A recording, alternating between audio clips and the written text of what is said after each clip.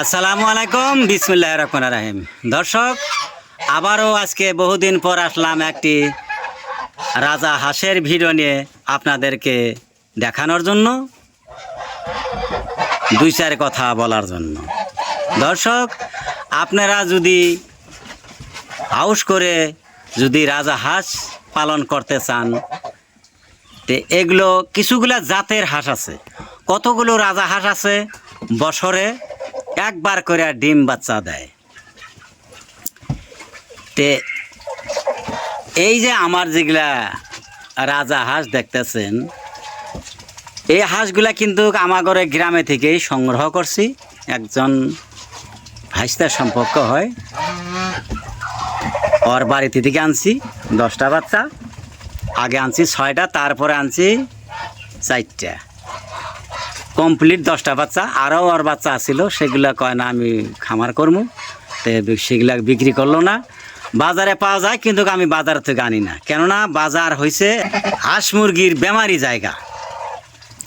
একজন একটা এই জায়গায় যদি বেমারি হাঁস একটা বিক্রি করে থেকে গেল, ওই জায়গায় আবার যদি ভালো হাঁসও ওই জায়গায় বিক্রি করে, অটোমেটিক ওই আপনার ওই হাঁসের ভালো হাঁসটা আরও বেমার ধরবে।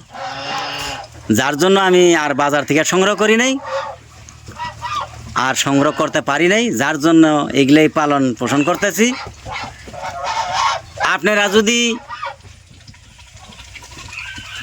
রাজাহাঁস পালন করতে চান, আপনারা যাই না শুই না রাজহাঁস কিনবেন।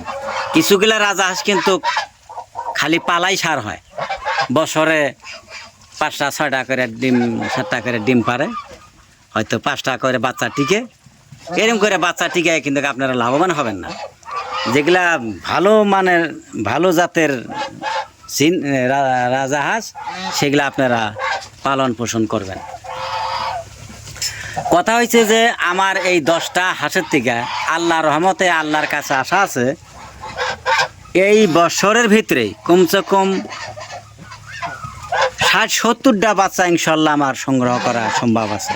কেন আল্লাহ 2বার করে ডিম দেয়। আমার এখানে আছে আপনার 60টা আছে, 60টা আছে আপনার মাতৃ, আর 3টা আছে মাত্রা পুরুষ হাঁস। যাই হোক, এগুলো কিন্তু যদি ভালো খাওয়া দেন, ভালো খাওয়া দিতে পারেন, ধান চাউল, হয়তো ঘাস পাতা, এগুলো যদি সঠিকভাবে খাওয়াইতে পারেন, খাওয়ার যদি কোনো কষ্ট না দেন, তো কমসে কম 10টা করে ডিম দিব, 10টা করে 12টা করে ডিম দিব। যাই হোক, যদি 5টা করেও বাচ্চা পাওয়া যায়, তো 60টা মাতৃ হাঁস, তো 2 বাতে যদি 10টা বাচ্চা পাই আমি, তো 60টার হইতেছে 7-10-70টা বাচ্চা পাবো ইনশাল্লাহ।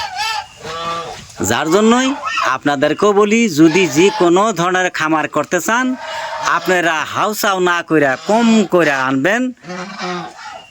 হাঁস হোক, মুরগি হোক, কবুতর হোক, যেটাই হোক, কম করে আইনা আপনার আগে পালাটা শিখবেন। আগে কোন হাঁসটা কি খায়, কখন কোন ব্যায়াম হয়, কোন ওষুধ খাওয়াইলে ভালো হয়, এগুলো আপনার করে আগে জানার দরকার।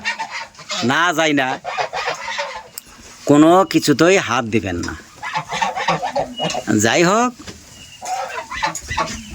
আমি ভিডিওটা বেশি বড় করব না, এই বলে আমি রেখে দিলাম। আবারও দেখা হবো পরের ভিডিওতে। আসসালামু আলাইকুম।